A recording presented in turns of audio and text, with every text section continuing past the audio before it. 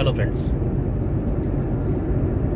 इस वक्त मैं लखनऊ आगरा एक्सप्रेसवे पे हूँ टूवर्ड्स आगरा। आपको मैं एक चीज़ दिखाता हूँ। आप देखिए, मेरी गाड़ी का माइलेज देखिए, 27.6। ये है मेरी गाड़ी का माइलेज। ये अभी और ऊपर जाएगी, मैं आपको दिखाता रहूँगा। अब आप देखेंगे, मेरी गाड़ी है Renault Kwid 800 CC RXT model, 2016 model है। इस गाड़ी को अगले 1 घंटे से मैं चला रहा हूँ हाईवे पर 70 की स्पीड मेंटेन करके चला रहा हूँ। आपको मैंने माइलेज दिखाया 27.7। अभी ये 1 घंटे के बाद और भी माइलेज निकालूंगा मैं इसकी, वो भी मैं आपको दिखाऊंगा। तो अक्सर लोगों की कंप्लेंट रहती है कि हाईवेज़ पर गाड़ियों की माइलेज नहीं मिलती है। मैं पर्टिकुलर अपने ही ब्रांड की, अपनी ही इसी गाड़ी की बात करूंगा जिस ब्रांड को मैं चला रहा हूँ। अक्सर लोगों की कंप्लेंट रहती है कि गाड़ी माइलेज नहीं देती है। मैंने आपको दिखाया ना गाड़ी कितनी अच्छी माइलेज दे रही है। अभी मैं इसको और चला के और दिखाऊंगा। अभी मैं इसको 28+ भी लेके दिखाऊंगा। गाड़ी में AC भी चल रहा है और मैं सिंगल पैसेंजर हूँ फ़िलहाल। गाड़ी में कोई लोड नहीं है, मैं सिंगल पैसेंजर हूँ। अभी देखिए, मैं आपको 28+ की भी माइलेज थोड़ी देर में दिखाता हूँ। तो करना क्या है, गाड़ी की माइलेज हम ज़्यादा से ज़्यादा कैसे निकालें, इसका तरीका बताता हूँ मैं आपको। सबसे पहले तो गाड़ी को आप 70-75 पर मेंटेन रखिए। अगर आप हाईवे पे चल रहे हैं, हाईवे के ऊपर अगर आप चल रहे हैं, तो इसका मतलब ये नहीं कि आप हाईवे पर उतरते ही गाड़ी को 100+ में भगाते चलो, नहीं, गलत तरीका है वो, उससे माइलेज नहीं निकलेगी। तो सबसे पहले आप क्या करो, 70-75 पर गाड़ी को आप मेंटेन रखो। बिल्कुल डिसिप्लिन में गाड़ी चलाइए। देखिए, आपकी गाड़ी ज़्यादा से ज़्यादा माइलेज निकाल के देगी, जैसे कि मैंने आपको दिखाया। इससे फ़ायदे क्या होंगे, अगर आप इससे देखिए कितने फ़ायदे होंगे। सबसे पहला फ़ायदा, आपकी गाड़ी अच्छी से अच्छा माइलेज देगी। दूसरा, आपकी फैमिली जो आपकी गाड़ी के अंदर आप बिठा रखे हो, उनकी लाइफ सेफ रहेगी। तीसरा, आपकी गाड़ी जो है वो अंडर कंट्रोल रहेगी। आपकी गाड़ी पूरी कंट्रोल में रहेगी। गाड़ी भी खुश, आप भी खुश, गाड़ी का माइलेज भी। मैं दूसरा तरीका बताता हूँ। जब आप गाड़ी को 100+ लेके चलते हो, उससे कितने नुकसान होते हैं। सबसे पहले कि गाड़ी का माइलेज ड्रॉप एकदम से ड्रॉप हो जाएगी, 20 बिलो आ जाएगी, 19 पर भी आ सकती है, 18 पर भी आ सकती है। दूसरा, आपकी लाइफ, आपके बैठे को पैसेंजर्स की लाइफ रिस्क में, कितना रिस्क में। तीसरा, गाड़ी भी आपके साथ मिसबिहेव करना शुरू कर देगी। जब वो देखेगी कि मेरा गाड़ी का मालिक मुझे किस तरह से हैंडल कर रहा है, वो भी आपके साथ मिसबिहेव करना शुरू कर देगी। इतने सारे नुकसान होते हैं गाड़ी को अगर 100+ चलाने में। अगर आपके पास टाइम है, आप अपने डेस्टिनेशन पर 2 घंटे डिले जा करके जा सकते हो, तो आप गाड़ी को 70-75 पर आप मेंटेन करके चलिए। आपकी गाड़ी अच्छा से अच्छा माइलेज देगी। अक्सर लोगों की कंप्लेंट रहती है गाड़ी के माइलेज को लेकर के। मैंने बता दिया। मैं अब आपको दिखाता हूँ। ये देखिए, एक नया माइलेज आपको फिर से दिखाता हूँ। अब ये देखिए 28। इस वक्त मेरी गाड़ी की माइलेज जो है वो 28 आ रही है, 28.1। अभी मैं आपको और दिखाऊंगा इससे भी ज़्यादा माइलेज। मैंने अपनी गाड़ी की माइलेज 20-29 तक निकाली है। देखा, मैं इससे ज़्यादा भी माइलेज अभी दिखाता हूँ थोड़ी देर में आपको। अब बताइए, इससे अच्छी गाड़ी आपको क्या चाहिए। 28 की माइलेज आपको निकाल के गाड़ी दे रही है। अगर आप उस गाड़ी को डिसिप्लिन में चलाओगे तो इससे अच्छी गाड़ी आपको क्या चाहिए 5 लाख की बजट में। मुझे तो कोई गलत नहीं लग रहा। मैं तो फिर भी रेकमेंड करूँगा। अगर कंपनी मुझे बोले कि भैया आप ये पुरानी, जबकि मेरी गाड़ी पुरानी मॉडल है, 2016 मॉडल है, जबकि कंपनी ने जो नए मॉडल निकाले हैं उनमें तो काफ़ी इंप्रूवमेंट है। पुराने मॉडल में अक्सर केबिन की नॉइज़ और इंटीरियर वगैरह बहुत सारी चीज़ों में, हैंडल में दिक्कतें थी, जो मैं फेस करता हूँ, मुझे मालूम है। लेकिन जो नए मॉडल कंपनी ने आजकल निकाले हैं, 2019 के मॉडल, 2020 के मॉडल, उनमें तो काफ़ी इंप्रूवमेंट कर दिया है गाड़ी ने। तो मैं तो भाई रेकमेंड करूँगा कि भैया अगर आपको गाड़ी लेनी है, अगर 5 लाख की बजट में, इससे बेस्ट ऑप्शन कुछ नहीं है। बाकी आपकी मर्जी। मैं आपको अभी थोड़ी देर में और दिखाता हूँ। ये देखिए, 28.2 पर लीटर का माइलेज आ रहा है। ये देखिए, थोड़ी देर रुकते हैं, देखते हैं और कितना इम्प्रूव हो रहा है मेरा माइलेज। गाड़ी की एसी भी चल रही है।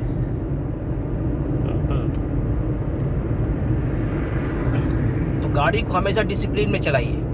गाड़ी को जितना डिसिप्लिन में चलाएंगे, जितना गाड़ी को आप लव करेंगे, गाड़ी उतना ही आपको लव करेगी, उतना ही अच्छा परफॉर्मेंस देगी किसी भी गाड़ी के साथ। थोड़ी देर में मैं आपको और दिखाता हूँ। 29 मैंने बोला है ना आपको कि मैं 29 प्लस आपको माइलेज निकाल के दिखाऊंगा। कोशिश करता हूँ, मैं कोशिश करूँगा, अगर निकलती है तो मैं दोबारा आपको दिखाता हूँ थोड़ी देर में। बाय। ये देखिए फ्रेंड्स, ये है आगरा, अरे सॉरी, लखनऊ आगरा मुंबई एक्सप्रेसवे, अरे सॉरी,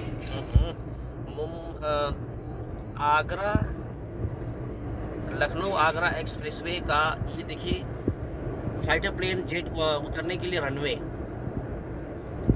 अक्सर आपने देखा होगा टीवी पे, मैं आपको फिजिकली दिखा रहा हूँ। ये देखिए कितना बढ़िया बनाया है, कितना अच्छा लग रहा है।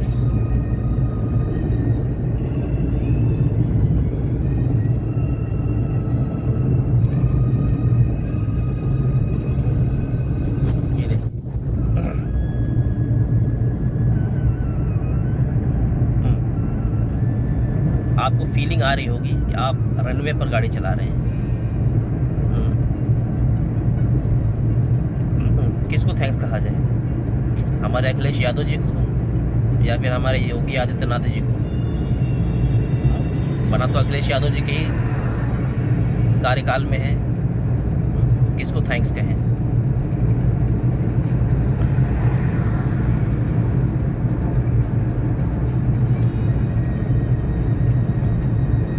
क्या एक्सप्रेसवे है।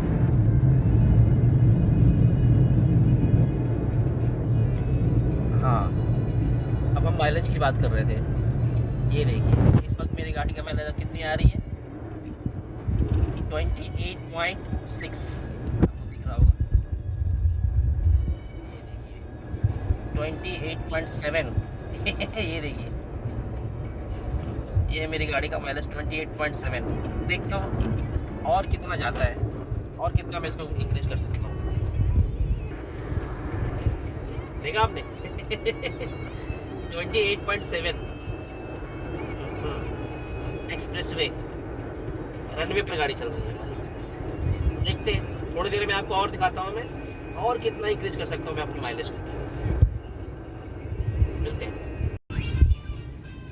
अब आपको मैं एक तरीका बताता हूँ एक्सप्रेसवे पर गाड़ी चलाने का, जिससे कि आपका चालान ना हो और स्पीड ओवर स्पीडिंग का चालान ना हो। सबसे पहले ये देखिए आपके चालान कैसे पहुंचते हैं। ये है कैमरा, यही है ना वो कैमरा, इसी कैमरे से आपकी स्पीड देखी जाती है। फिलहाल बंद है। तो ऐसे इस पूरे 302 किलोमीटर के स्ट्रेच पे ऐसे 4 कैमरे लगाए गए हैं, 4 कैमरे। अब आप उसको 4 कैमरे को डिवाइड कर लो 302 से। पहला कैमरा जब आप लखनऊ से एंटर करते हो, लखनऊ से जब आप एंटर करते हो एक्सप्रेसवे के ऊपर, तो 298 किलोमीटर चैनल्स पर एक कैमरा लगाया गया है। दूसरा कैमरा मैंने आपको दिखाया, पहला तो मैं मिस कर गया, दूसरा आपको दिखाया वो कितने किलोमीटर पर नहीं पता। अब मैं आपको तीसरा भी दिखाऊंगा, चौथा भी दिखाऊंगा। मैं आपको एक कैमरा इसलिए दिखा रहा हूँ कि इसी कैमरे से आपकी स्पीड को नापा जाता है और आपको चालान भेजा जाता है। सिंपल करना ये है कि इस कैमरे से उस कैमरे की दूरी मुझे लगता है कि 80 किलोमीटर की होनी चाहिए। 8 तरीके 24, 8 चौको 32, यानी कि 7-70 किलोमीटर के आसपास होनी चाहिए। 7 तरीके 24, 7 के 7 तरीके 14, 7 तरीके 28, एटलीस्ट 70 किलोमीटर का गैप, यानी कि एक कैमरे से दूसरे कैमरे के बीच में 70 किलोमीटर का डिफरेंस होना चाहिए। 70 किलोमीटर गाड़ी को आप चलाओ जितनी स्पीड में चलानी है, कोई नहीं देखेगा आपको, कहीं कोई कैमरा नहीं लगा है। कैमरा सिर्फ वही लगा है जो मैंने आपको दिखाया है, और ये पूरे 302 किलोमीटर के स्टेज पे 4 कैमरे इंस्टॉल्ड हैं। तो आपको तरीके से गाड़ी चलाओ ताकि आपका चालान भी ना हो और आप अपनी गाड़ी को जितनी मर्जी स्पीड में चलाना हो चलाओ। ये सब चीज़ें छोटी छोटी चीज़ें हैं जो आपको समझनी पड़ेंगी, तभी आप इंजॉय कर सकते हो। अच्छा, मैं अब वापस अपने गाड़ी के माइलेज पर आता हूँ। अब आप देखो मेरी गाड़ी का माइलेज, मैंने बोला था ना मैं आपको 29 प्लस माइलेज करके दिखाऊंगा। ये देखो, ये देखिए 29.4 दिख रहा है क्लियर। हाँ, स्पीड को मत देखो आप, मैं स्पीड एक्चुअली मैंने कैमरा ले रखा है तो गाड़ी की स्पीड मैं कम कर रहा हूँ ताकि वाइब्रेशन कम हो। आप देखो 29.4। मैं देखता हूँ ये गाड़ी की माइलेज कहाँ तक जाती है। फिलहाल एसी अभी मैंने बंद कर रखा है नॉइज़ की वजह से। देखा आपने 29.4 के माइलेज। भाई साहब आप क्या लोगे, बच्चे की जान, गाड़ी की जान लोगे ना? इससे अच्छी गाड़ी और क्या लोगे आप? देखता हूँ और कितनी गाड़ी के माइलेज को और कितना इंप्रूव कर सकता हूँ मैं। छोटे छोटे टिप्स मैं आपको इस पूरे ट्रिप पर देता रहूँगा दिल्ली तक पहुँचते पहुँचते। तब तक होल्ड करिए।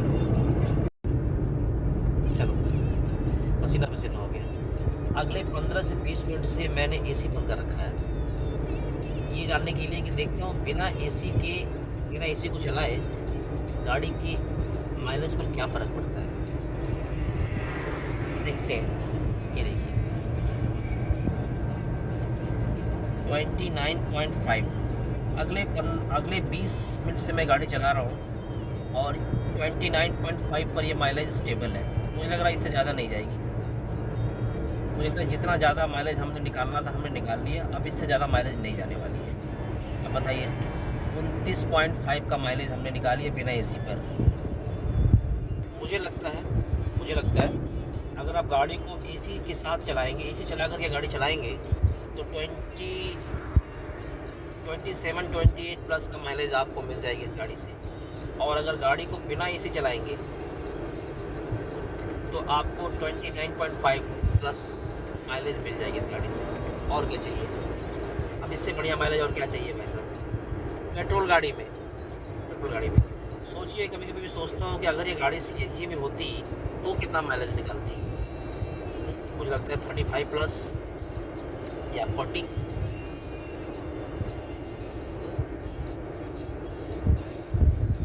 करने के लिए हेलो फ्रेंड्स, ये देखिए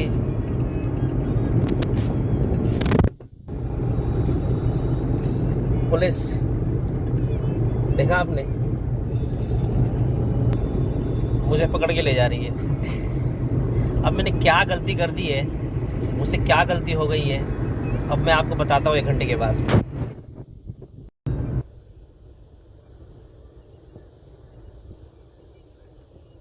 अक्सर लोग पूछते हैं मुझसे कि सर आप काम क्या करते हैं।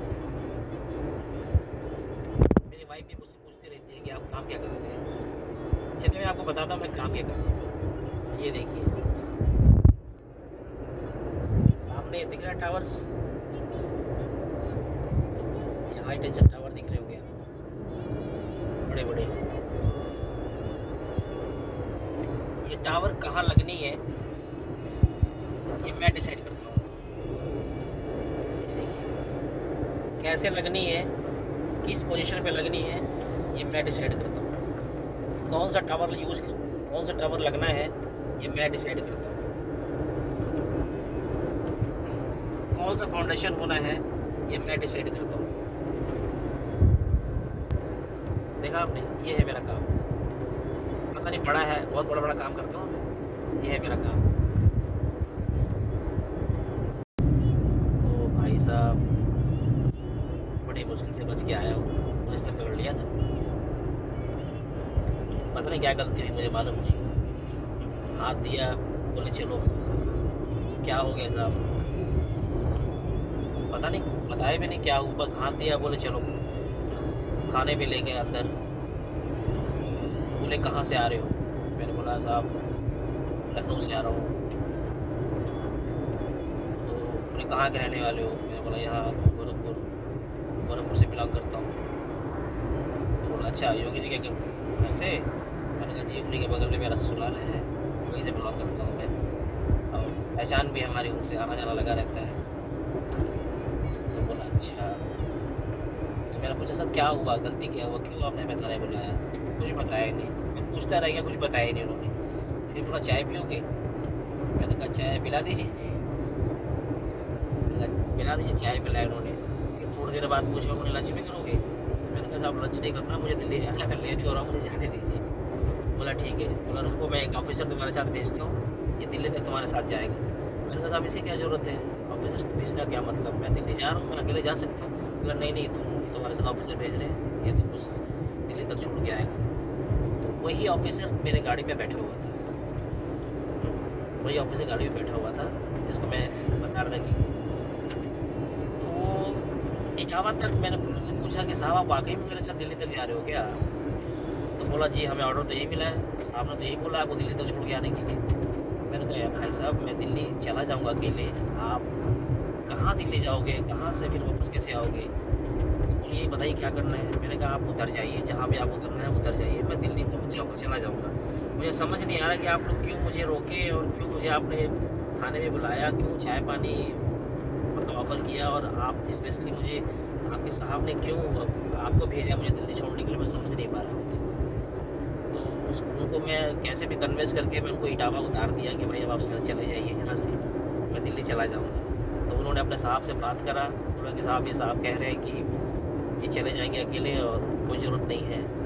तब जा कर के मैं उसको कैसे भी कन्विंस करके उनको इटावा उतारा और चल गया। मुझे समझ नहीं आ रहा क्यों रोका, कुछ मालूम नहीं क्यों उन्होंने क्यों थाने में ले गए, क्यों उन्होंने चाय पिलाई मेरे को, लंच भी ऑफ़र कर रहे थे, समझ नहीं आया कुछ। आई डोंट नो, देखते अभी कुछ समय पहले, अभी थोड़ी देर पहले मैंने पता किया है कि क्यों मुझे पुलिस ने रोका था। ये जो एक्चुअली जो गाड़ी है ना मेरा, ये गाड़ी मैंने सेकेंड हैंड परचेज़ की थी। तो जो इसका पुराना मालिक था वो किसी पुलिस में ही लग रहा है, कोई डिपार्टमेंट में कोई अच्छा पोस्ट पे रहा होगा उसका मालिक। तो उसकी गाड़ी थी ये पहले, तो उसने गाड़ी सेल कर दी, और सेल करने के बाद ये गाड़ी फिर मैंने परचेज़ करी। इसका ऑनर तो चेंज हो गया, लेकिन इसका नंबर तो चेंज नहीं हुआ, नंबर तो वही रहा। तो इन्होंने उस नंबर को देख करके गाड़ी रोका था कि ये उनको लगा कि ये गाड़ी उन्हीं की है, और बड़े रिस्पेक्ट से वो मुझे थाने में ले गए, वहाँ पर चाय ऑफ़र किया, लंच के लिए भी ऑफ़र कर रहे थे, पूछ रहे थे। और तो उनको लगा कि मैं पुराना मालिक की गाड़ी है ये, हाँ, और मैं पुराने मालिक से ही कोई रिलेटेड हूँ, उनको ऐसा लगा। तो मैंने उनको बताया कि भाई ऐसी चीज़ें हैं, मैं फलां ये हूँ वो हूँ। तो वो सारी जो रिस्पेक्ट जो भी चीज़ें हो रही थी, उन्होंने अपना एक कांस्टेबल भी भेजा साथ में कि आप दिल्ली तक आपको छोड़ के आएगा ये, आप जाइए साथ में, आप टेंशन मत लीजिए। तो ये वो करके, तो ये सब उसकी वजह से था, पुराना मालिक जो था उसकी वजह से उनको लगा कि पुराने मालिक की ही गाड़ी है, वो किसी पुलिस डिपार्टमेंट में कहीं रहे होंगे, शायद यही वजह थी। वाह, यानी सही आदमी ये गाड़ी को परचेज़ किया।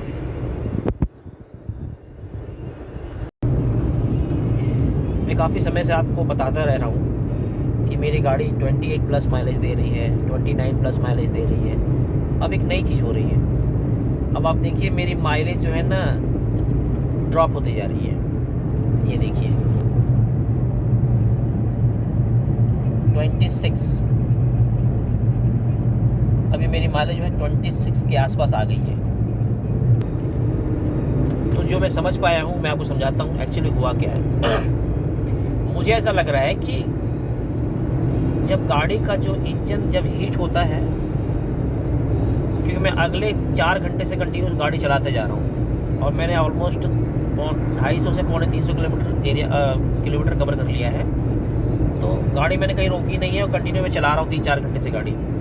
तो गाड़ी का जो टेम्परेचर है इंजन का, मुझे लगता है ज़्यादा हो जाने की वजह से भी माइलेज ड्रॉप होता है, ऐसा मैं समझ पाया हूँ जो अभी तक। तो आप करना ये है कि अगर आपको वही माइलेज अगर आपको कंटिन्यू रखनी है, जो मैंने आपको थोड़ी देर पहले दिखाया था, 4 घंटे 3 घंटे पहले दिखाया था माइलेज, वही माइलेज अगर आपको कंटिन्यू रखनी है तो आपको करना ये होगा कि आप हर 50, 60, 70, 80 किलोमीटर पर 100 किलोमीटर पर गाड़ी को 10, 15, 20 मिनट का रेस्ट दीजिए। जब इंजन का टेम्परेचर डाउन हो जाए तब फिर से गाड़ी चलाइए, तो मुझे लगता है कि वो माइलेज आपको दोबारा कंटिन्यू मिल सकती है, जो मैं समझ पाया हूँ।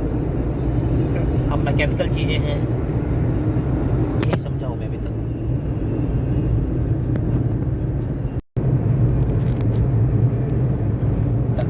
इटावा पहुंचने वाले हैं। वो देखिए इतने सारे टावर दिख रहे हैं आपको, पता नहीं दिख रहे हैं कि नहीं, मैं दिखाने की कोशिश करता हूँ। ट्रक के आगे कमान वो देखिए इतने सारे टावर एक साथ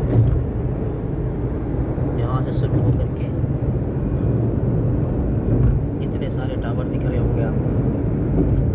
सोचिए इतने सारे टावर क्यों दिख रहे हैं एक ही जगह पे, क्योंकि वहाँ पे सब स्टेशन है। एक सब स्टेशन पे कई लाइनें निकलती हैं, एक ही सब स्टेशन पे कई लाइनें इन होती हैं, कई लाइनें आउट होती हैं। मुझे लगता है इटावा का आसपास का कोई सब स्टेशन है, लेकिन इतनी सारी लाइनें जा रही हैं आ रही हैं, इतने सारे लाइनें आ रही हैं जा रही हैं। ये सब भी डिसाइड करना हमारा ही काम है। ये देखिए सब स्टेशन कोई है, ये बहुत बड़ा सब स्टेशन है। वाह,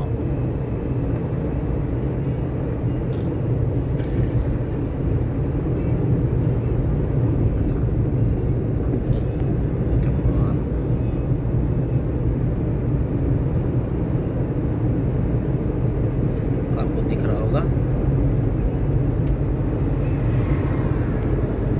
वाह, वो देखिए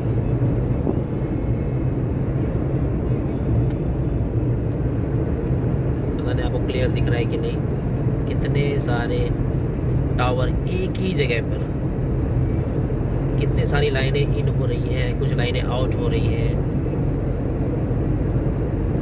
ये सब स्टेशन है, यहीं से लाइनों को इन करते हैं और आउट करते हैं, कंट्रोलिंग होती है। जितने भी आपके टावर्स दिख रहे हैं इनमें जो लाइनें दौड़ रही हैं उसकी कंट्रोलिंग यहीं से होती है। किस लाइन को कट करना है, किस लाइन को ऑन करना है, किस लाइन को बंद करना है, चालू करना है, वो सारी कंट्रोलिंग किसी सब स्टेशन से होती है। ऐसे ऐसे सब स्टेशन हर जगह बने होते हैं। ये देखिए ये सब टावर्स, सब लाइनें कहीं ना कहीं जा रही हैं, कहीं से कहीं आ रही हैं। 400 kb, 765 kb, 400, सारे 400 है आई थिंक। ये देखिए सब स्टेशन हमारा।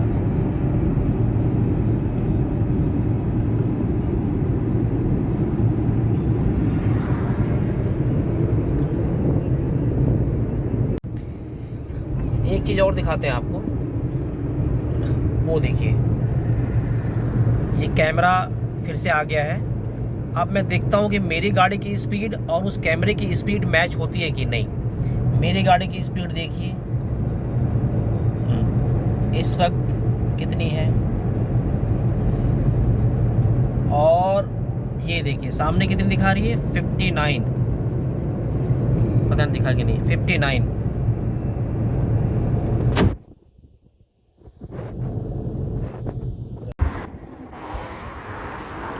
दोस्तों जब अक्सर आप गाड़ी चलाते हो, गाड़ी चलाने के बाद, गाड़ी रोकने के बाद आप टायरों को ज़रूर देखा करो।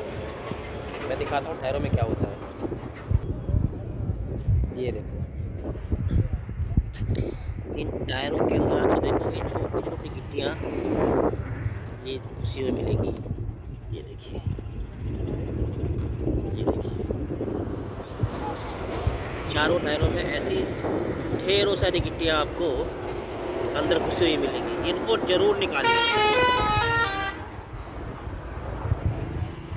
ये देखिए,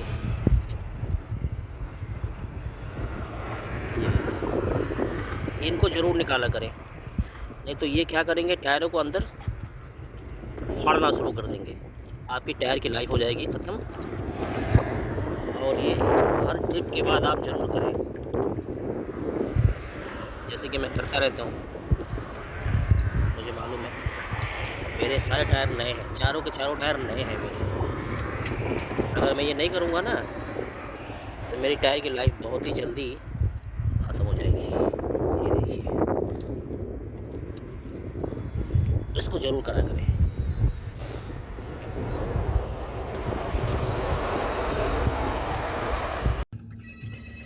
लखनऊ से चलते चलते आगरा पार करके मथुरा भी पार कर लिया। अब पलवल आने वाला है, लेकिन नींद बहुत तेज़ आ रही है।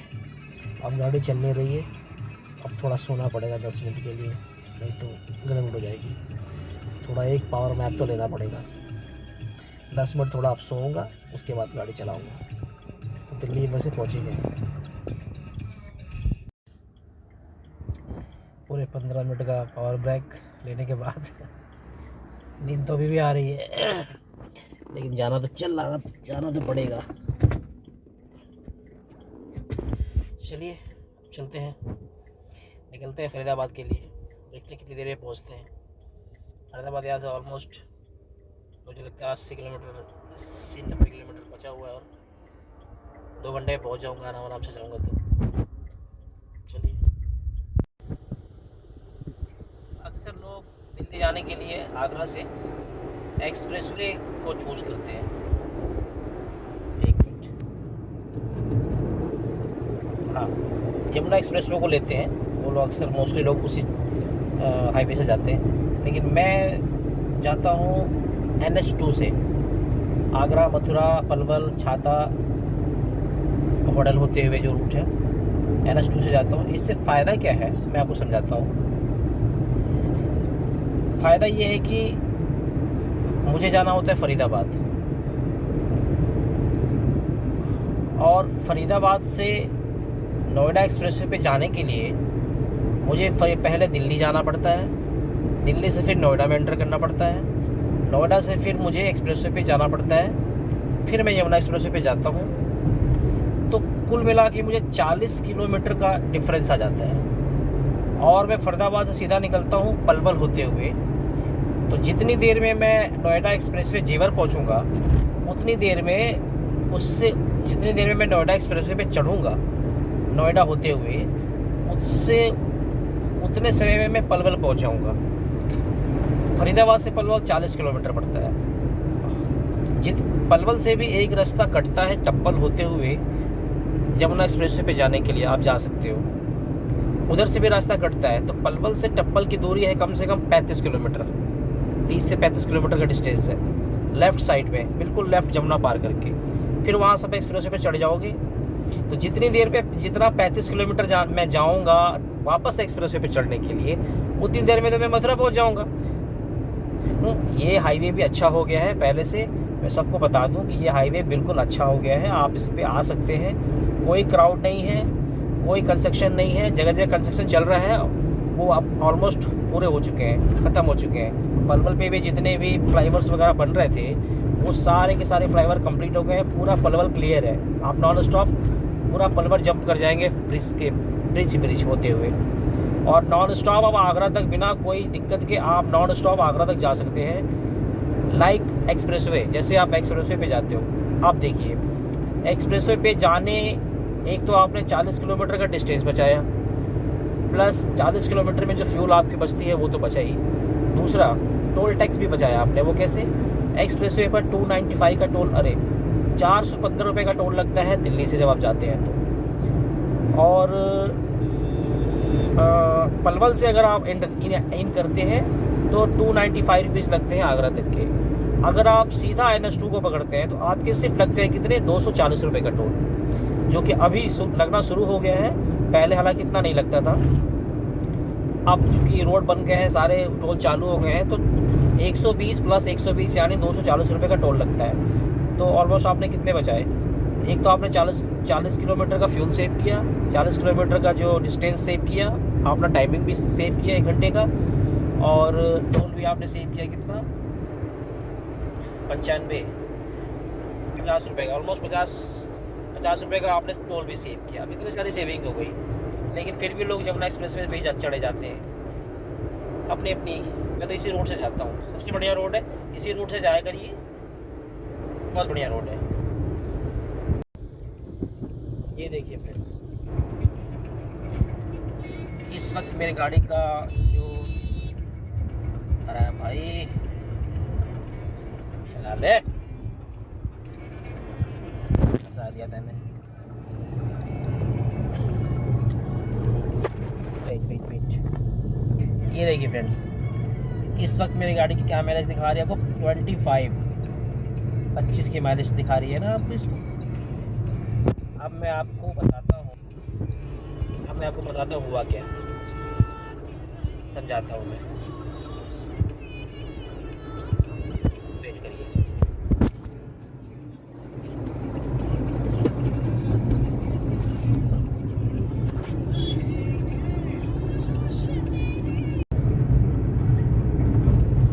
ये लो जी, ये है आखिरी टोल।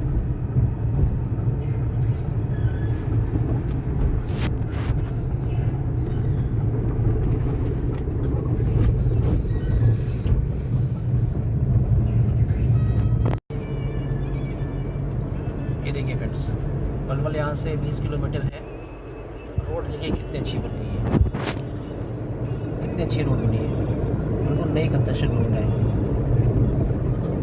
ऐसी ही रोड आपको आगरा तक मिलेगी। कहीं कहीं पे न्यू कंस्ट्रक्शन चल रहा है, कोई दिक्कत नहीं आएगी आपको ड्राइविंग में। ऐसी ही रोड आपको पूरी आगरा तक मिलेगी, एक्सप्रेसवे पे जाने की ज़रूरत ही नहीं है।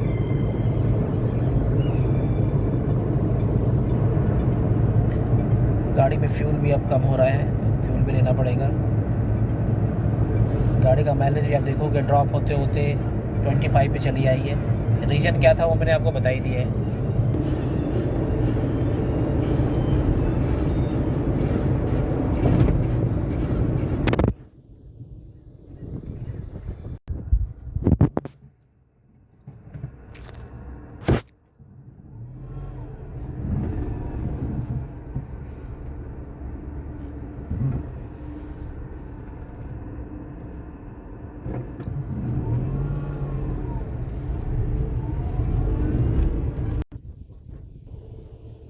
ये देखिए फ्रेंड्स, ये है पलवल का नया बिल्कुल न्यू बना हुआ ब्रिज जो मैं बता रहा था। ये पूरा पलवल को ऊपर ही ऊपर क्रॉस करा देगा। ठीक वैसे ही जैसे आप पानीपत जाते हो, अम्बाला जाते हो, पानीपत का फ्लाईओवर पूरे पानीपत को ही ऊपर जंप करा देता है। वैसे देखो ये पलवल का पुल है, पलवल का ब्रिज है, ये पूरे पलवल को ऊपर ही ऊपर क्रॉस करा देगा। आपको नीचे जाने की ज़रूरत ही नहीं है। इसीलिए मैं कह रहा हूँ कि आपको नॉन स्टॉप आगरा तक कोई दिक्कत नहीं होगी। आप सीधा इस रोड को पकड़िए और आप आगरा तक सीधा जाइए। देखिए कितना अच्छा ब्रिज बनाया है, एकदम न्यू ब्रिज। काफ़ी सालों से इस पर वर्क चल रहा था, पता नहीं क्यों इतना डिले हो गया। इसको तो काफ़ी समय पहले बन के कंप्लीट हो जाना चाहिए था, लेकिन बहुत लेट में बना है ये, कुछ रीज़न रहा होगा। लेकिन अभी फाइनली ब्रिज बन के तैयार है और देखिए मैं इस पर चल भी रहा हूँ। कितना लंबा ब्रिज है देखिए, पूरा पलवल ही ऊपर जंप। हाँ, जब ये ब्रिज का कंस्ट्रक्शन हो रहा था तो लंबी जाम लगे करते थे, घंटे भर की जाम लगा करते थे, इसलिए लोग इस रोड को अवॉइड करते थे। लेकिन अब ये ब्रिज बन जाने से अब ये रोड बिल्कुल नॉन स्टॉप हो गया है आगरा तक।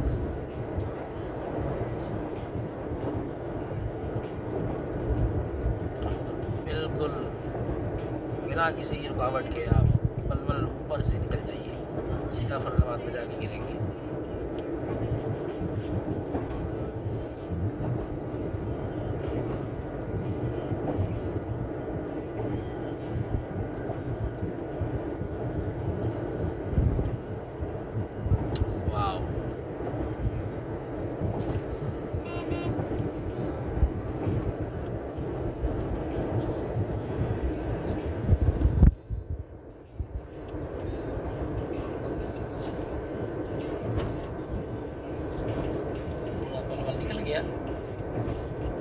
नीचे क्या है हमें मालूम है, पता भी नहीं चला।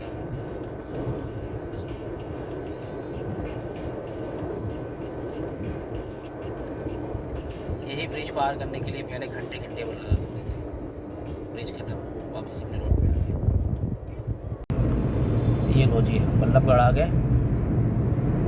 ये है हमारा बल्लभगढ़ का मेट्रो स्टेशन।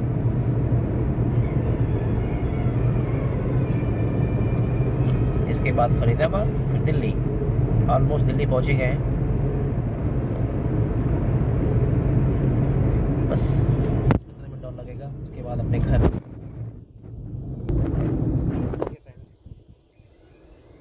इस ब्लॉग के अंदर कुछ भी इंफॉर्मेटिव लगा हो